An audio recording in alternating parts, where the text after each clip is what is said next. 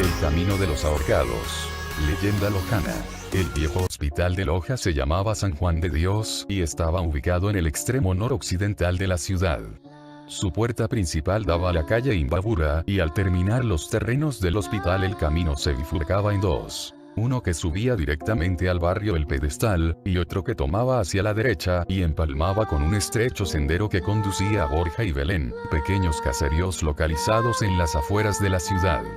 Este segundo camino que lindeaba los terrenos del hospital con un inmenso y funesto farallón era conocido como el Camino de los Ahorcados. He aquí su historia, o mejor dicho la leyenda que dio origen a su nombre. La lepra era antes un mal incurable además de contagioso, y por este motivo eran perseguidos y reducidos a reclusión en el pabellón del hospital conocido con el nombre de aislado todos los enfermos que padecían de ese mal, por lo menos hasta enviarlos al leprocomio de la capital de la república. En el aislado del hospital los leprosos eran atendidos por médicos que tomaban todas las precauciones para evitar el contagio y a veces solo recetaban de lejos, aunque no faltaron también abnegados galenos que ofrendaron sus vidas en cumplimiento de tan humanitaria misión. En cambio las enfermeras no podían eludir el contacto con los enfermos y frecuentemente eran víctimas del contagio a pesar de las precauciones que tomaban. Por eso resultaba sumamente difícil encontrar personal que quisiera prestar sus servicios en el aislado del hospital, y solamente circunstancias desesperadas obligaban a ciertas personas a trabajar en ese lugar. Tal fue el caso de Luz Marina, a quien sus padres echaron del hogar por haber cometido un pecado de amor. Y desde el campo donde vivía salió a la ciudad para que en el hospital curasen a su hija de pocos días de nacida que se encontraba al borde de la muerte. La niña fue recibida e internada en el pabellón de niños, pero como la madre no tenía dónde hospedarse, las hermanas de la caridad, que en ese entonces regentaban el hospital, le propusieron que fuese a trabajar en el aislado. Luz María no tuvo alternativa. Allí se quedó para siempre y su hija, a quien bautizó con el nombre de Ana María, también se quedó a vivir allí luego de su restablecimiento, y más tarde las religiosas le dieron facilidades para que reciba la instrucción primaria y un curso de enfermería que la capacitó para que pueda desempeñarse en el mismo ambiente en el cual había crecido con despreocupación y sin miedo al contagio de los enfermos que vio desfilar a lo largo de su niñez y adolescencia. A los 26 años Ana María era una jovencita alegre y vivaz, a quien le gustaba cumplir pronto sus obligaciones para salir a chivatear por los terrenos de la parte posterior al edificio, tras del cual se extendía una pronunciada colina sembrada de eucaliptos, la misma que remataba en una cima cortada a pico sobre el camino que más tarde empataría con el sendero hacia los caseríos de Borja y Belén. Desde la cima hasta el camino había una altura de por lo menos 50 metros, y por un estrecho sendero oblicuo sobre el farallón transitaban solo unos pocos chivos y cabras que se alimentaban con la escasa vegetación que crecía a ese lado del camino.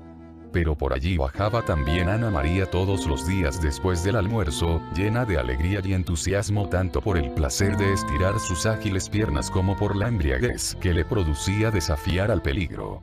En uno de esos habituales paseos un día se encontró con Luis Felipe, un joven estudiante de Derecho que, con su cuaderno de apuntes bajo el brazo, caminaba lentamente por ese solitario camino, revisando la materia del examen que debía rendir al día siguiente. Los grandes amores solo necesitan de un chispazo para encenderse y luego inflamarse como un volcán.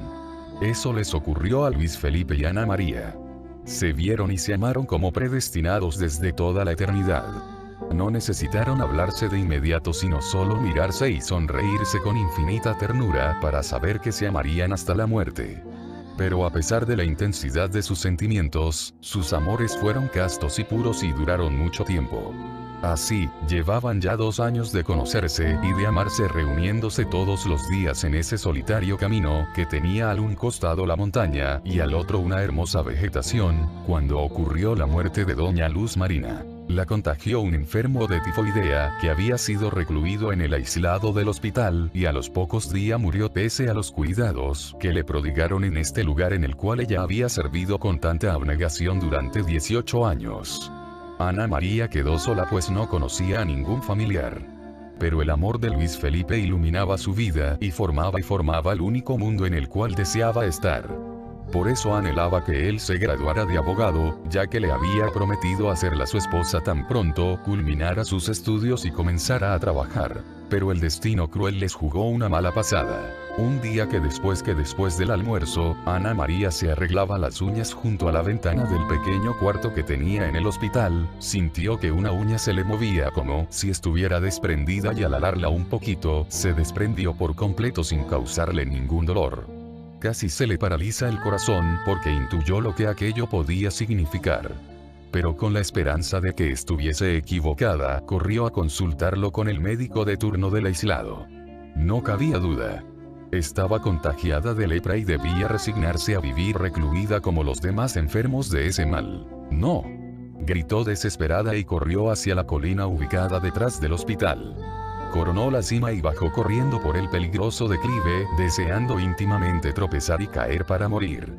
Pero su destreza pudo más que su deseo y llegó al camino antes de la hora de la cita, motivo por el cual Luis Felipe aún no había acudido.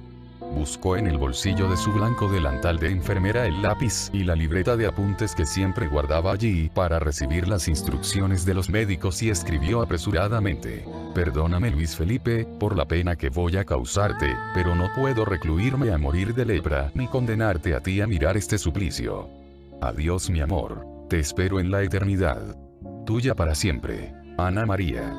Colocó el papel en el bolsillo de modo que buena parte de él quedara visible y luego tomó varias cabullas de las muchas que habían en el cerco de pencos contiguo al camino e hizo una fuerte soga con la cual se subió a un árbol de guavo que también estaba a la vera del camino. El un extremo de la soga amarró a una gruesa rama y el otro a su cuello. Luego se arrojó al vacío. Cuando Luis Felipe acudió a la diaria cita, se extrañó de no encontrar a su amada, saltando y brincando con esa natural alegría que siempre la acompañaba. Pero al fijarse en el árbol y ver allí colgado el cuerpo de Ana María, dio un grito y corrió a socorrerla. Mas ya era demasiado tarde. Su primero y único amor, la hermosa, tierna y joven mujer que tanto había amado, estaba muerta. El mensaje dejado lo confirmaba. Entonces hizo las mismas trenzas de cabuya que ella había confeccionado, las unió entre sí y amarró el un extremo a su cuello y el otro a la rama del árbol de la cual pendía el cuerpo sin vida de su amada. Así encontraron juntos a los dos cadáveres las primeras personas que pasaron por el lugar de los hechos, luego la autoridad que fue llamada apresuradamente y después todo el vecindario de aquella pequeña ciudad que entonces era Loja y que se conmovió hasta las lágrimas por la triste suerte de aquellos jóvenes. Desde entonces aquel fue llamado el Camino de los Ahorcados, y casi nadie se atrevía a transitar por él, especialmente durante las noches, pues se decía que a las 12 se veía un grácil bulto blanco por el empinado sendero del farallón ubicado detrás del hospital, y luego dos fantasmas corrían y jugaban por este camino hasta que asomaban las primeras luces del alba. Según la leyenda en que se basa esta narración, las almas de los dos infortunados amantes estaban penando, es decir, no podían descansar en paz, porque se habían ido de este mundo sin esperar el llamado de Dios.